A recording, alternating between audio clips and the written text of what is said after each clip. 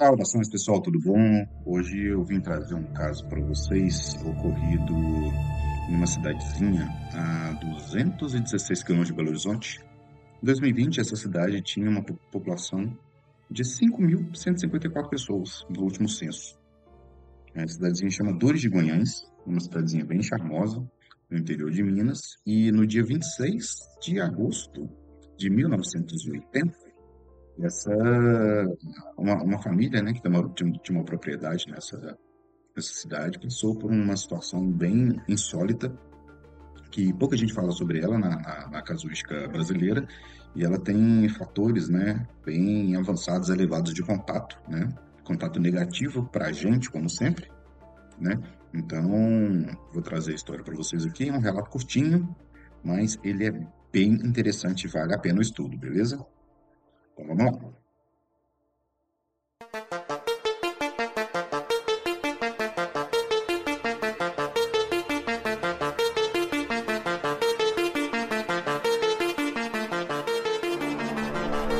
Você está ouvindo Projeto Contato Podcast.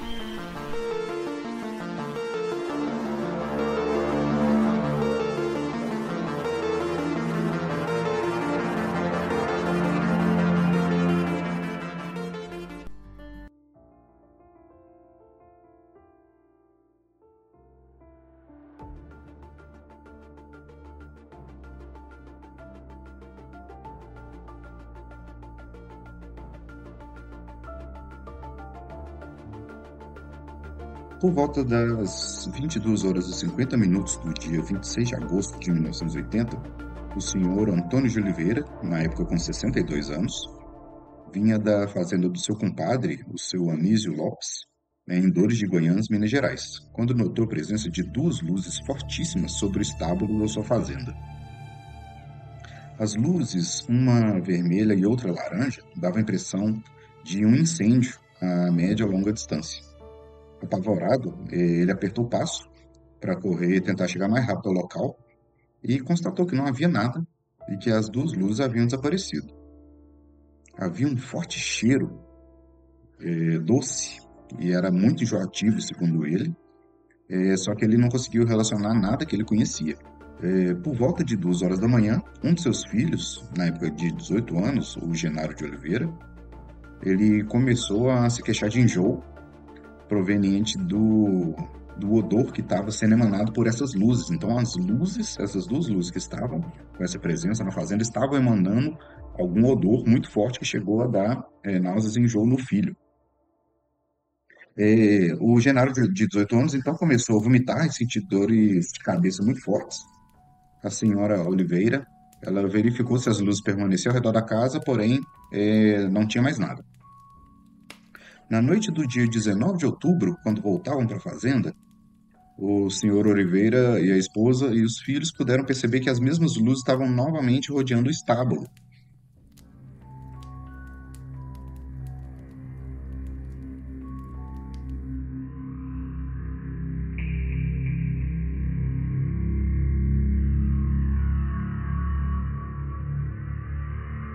As mesmas luzes estavam novamente rodeando o estábulo. Assustados, eles foram diretamente até o local e novamente não encontraram nada, a não ser o mesmo odor desagradável. Entraram em casa e notaram que as portas dos armários estavam abertas e as roupas em total desordem. Então, a casa foi revirada, né? Nessa ausência deles, essa casa foi revirada, que é uma coisa apavorante se para pensar, né? Você ter sua propriedade ali invadida. Inicialmente, né? Aqui mundanamente a gente imagina que é um ladrão, alguma coisa assim, mas tinha esse insólito acontecendo nesse momento lá na comunidade. Ao chegar na cozinha, viram que as latas estavam completamente fora do lugar. Ficaram apavorados, né? E porque justamente quando saíram da casa, né, a casa estava toda em ordem. Eles só trancaram a casa, foram e saíram. Quando voltaram, a casa estava toda desarrumada. Essa cena a gente já viu em alguns filmes que tem como tema ufologia, né? E é apavorante, né? Inclusive um filme que chama Dark Skies em inglês, que a tradução é Os Escolhidos, ele evidencia bem essa cena, né? Que a família acorda de madrugada e todas as as latas, os utensílios da cozinha, todas as portas e janelas estão abertas, é, por volta ali das 3 horas da manhã, né? Sendo que a família, quando foi dormir, estava tudo em ordem. Na manhã do dia 3 de novembro, o senhor Oliveira teve uma boa notícia.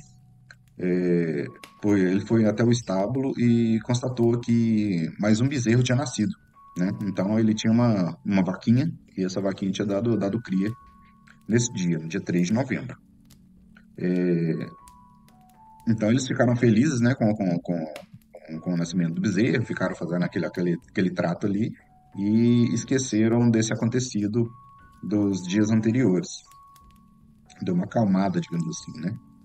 Contudo, na mesma noite do dia 3 de novembro, por volta das 7 horas da noite, estavam todos reunidos, né, como era costume ali, jantando, e foram interrompidos por um forte zumbido que partia do estábulo, e os animais estavam todos se manifestando ali, fazendo ruídos, né? Alguma coisa tinha os assustado também. E ao sair da casa, o seu Oliveira viu que tinha dois elementos estranhos andando ao redor do estábulo. Segundo ele, aproximadamente esses seres tinham 1,40 m de altura, tinha roupas incandescentes e estavam carregando um objeto que parecia uma arma. O senhor Oliveira, então, começou a gritar, né, que eles saíssem das terras dele, só que os seres, né, ignoraram totalmente os gritos e continuaram fazendo a tarefa que eles estavam fazendo ali. Até que, de repente, um desses dois seres se aproximou dos animais. O senhor Oliveira, né, deu um impulso, assim, ele correu, voltou para dentro da casa, pegou a arma e deu 2 disparos em direção ao estábulo, né, como tiros de alerta, né, sem intenção de atingir. Contudo, os seres correram e se esconderam na parte de trás desse estábulo, que provavelmente onde a nave estava pousada, né, o objeto estava pousado. E, na sequência, uma luz muito forte se acendeu e desapareceu atrás de uma serra, né? Então, eles provavelmente voltaram para dentro do transporte e eles foram em direção a uma serra que tem nos fundos da propriedade.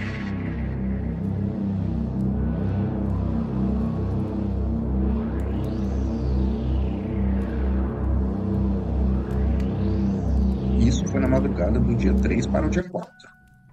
Na madrugada do dia 5, a situação escalou, né? Agravou. O senhor Oliveira, ainda não acreditando no que tinha visto e também não tinha dormido, notou que os animais apresentavam uma inquietação novamente e os cachorros estavam latindo muito sem parar. Então ele levantou para averiguar aquela situação e quando chegou na varanda da casa, ele notou que tinha 3 elementos caminhando em direção ao estábulo. E eram os mesmos seres vistos na madrugada anterior do dia 3, sendo que o terceiro tinha características femininas, segundo ele, com a mesma altura dos demais, cerca ali de 1,40 m, porém tinha traços femininos, então provavelmente tinha algum desenho ali de seios, né, alguma coisa que o fez relacionar a feminino. Mais uma vez ele pegou a arma e pensando que se um confronto direto, né, com ele armado seria mais produtivo, digamos assim, ele saiu e quando estava a cerca de 15 metros desses seres, ele atirou no ser que estava mais próximo. Então ele conseguiu acertar um dos seres. Segundo ele, foi um tiro certeiro, que esse ser caiu no chão e deu um tipo de gemido. Ele fez um som, né? Como se estivesse sentindo dor ali daquele impacto da bala. Nesse exato momento, os outros 2 seres dispararam contra o senhor Oliveira. Nesse exato momento, os outros 2 seres correram em direção ao senhor Oliveira, né? Correram no sentido que ele estava e dispararam esse objeto que eles estavam, semelhante a uma lanterna que eles estavam carregando, eles miraram para o seu Oliveira e atiraram nele, acertando na perna direita. E ele ficou paralisado por completo. Nesse momento, a esposa do seu Oliveira chegou na varanda e ela conseguiu assistir essa cena e segundo ela percebeu um enorme objeto voador saindo da serra nos fundos da propriedade, voando em direção ao estábulo, pousou perto do ser que foi atingido e ela pôde notar que saíram mais dois seres da nave, então eram 5 seres no total, desceram do objeto e levaram aquele que tinha sido atingido para dentro do aparelho, enquanto os outros dois que estavam em solo permaneceram próximo ali do estábulo, eles continuaram efetuando a missão que eles estavam fazendo.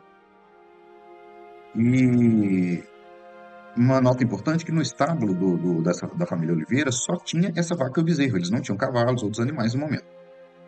Então, esses dois seres que ficaram em solo, eles foram abduzidos por esse objeto, né, que inclusive resgatou o que estava baleado. Então, a nave chegou próximo, então pegou os seres e pegou a vaca e o bezerro. E o aparelho decolou lentamente após atingir uma determinada altitude, ele desapareceu numa velocidade, segundo eles, fantástica. A senhora Oliveira correu apavorada em direção ao marido, né, que ainda permanecia paralisado e com dificuldades, e conseguiu arrastar ele de volta para casa e tentou de todas as maneiras ali possíveis e conhecidas para fazer ele voltar ao normal. Só que isso só foi acontecer parcialmente por volta das 9 horas da manhã do dia seguinte.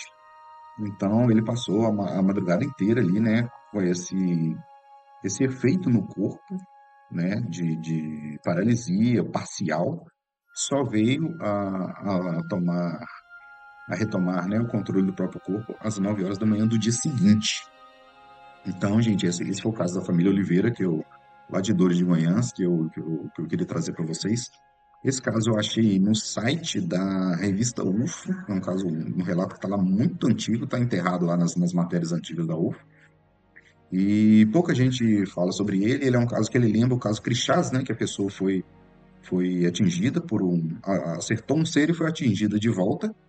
E a gente não tem uma referência, uma continuidade do que aconteceu com ele, com a saúde dele, né? A gente tem um histórico, né? Que geralmente esses tiros de alerta que os humanos recebem não tem um bom resultado a médio e longo prazo.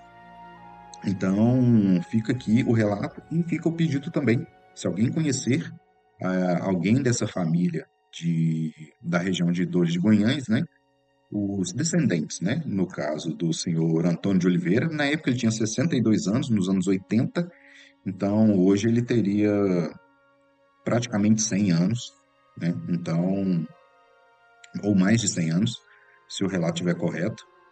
Então, fica aí esse registro, né? Então, a família do seu Antônio de Oliveira, né, ou os descendentes ali quem conhece, né, o senhor Anísio Lopes, né, que era o vizinho que ele estava visitando na noite do primeiro avistamento. Se alguém dessa região, né, de Itabira, Dor de Goiânia, Conceição do Mato Dentro, esse entorno desse interior, se alguém tiver algum contato ainda, né, com os descendentes dessa família, fica aqui o registro, né, e se eles quiserem falar também ou contar novos casos sobre novos avistamentos, né, novos relatos que a família tiver também, a gente fica muito feliz de registrar, beleza? Então fica aqui o relato, tá? Mais um caso curtinho, mas muito interessante e que deveria ter mais notoriedade e mais valor, beleza? Então, gente, fiquem bem, fiquem com Deus e a gente se vê em breve. E vou deixar um recadinho rápido no final aqui, primeiro para agradecer os comentários, né? Principalmente no último relato da abdução de Lula e Oswald, que eu deixei aquele alerta, né, de gatilho, porque o relato é bem forte, é muito intenso. Então, eu queria agradecer os comentários, né? A Thaís comentou que a parte da regressão, os gritos de horror dela, e realmente são sinistros e apavorantes, e realmente, Thaís, e o Nando Ronca também fez o mesmo comentário, sinistro demais. Então é justamente interessante, gente, para a gente parar de romantizar a abdução, que não é, a gente vê isso, né, como uma violação, né, do nosso corpo, né, da nossa psique. Então é bom deixar claro, né, que as abduções elas não são romantizadas, né? Isso uma vertente criou isso umas décadas atrás, como se fosse uma coisa muito boa, prazerosa, uma ascensão, digamos assim, e é muito pelo contrário, tá? Queria agradecer a Raíza Galdino pelo comentário no episódio do Alien. né, que só o nome Oitavo Passageiro, segundo ela, já dava medo, e que traumas foram gerados quando assistiu, mas vai ver de novo com aquele medinho básico. Então, Raíssa, muito obrigado, e realmente é um filme que ele veio para despertar esse medo claustrofóbico, né, de você estar preso num ambiente com um ser, com um predador, né? Nós humanos, quando a gente sai dessa zona de conforto, né, e vira uma, um ser ali dentro da cadeia alimentar de um outro ser, né, então realmente a casa cai pra gente, né? Mas, Raíssa, muito obrigado pelo comentário. E o Leonardo Araújo comenta que assistiu o novo filme no cinema e não se arrependeu, é um filmaço, e com certeza é no mínimo o terceiro melhor filme da franquia. E agradeceu pelo podcast e continue nessa pegada. Então, Leonardo, brigadão, cara, pelo comentário, pela presença. E eu não consegui ver o filme até hoje, inclusive. Eu vou tentar ver o mais rápido possível. Então, galera, queria agradecer mais uma vez e vou finalizar o episódio por aqui. Então a gente se vê em breve. Aguardo o comentário de vocês no final, beleza? Valeu!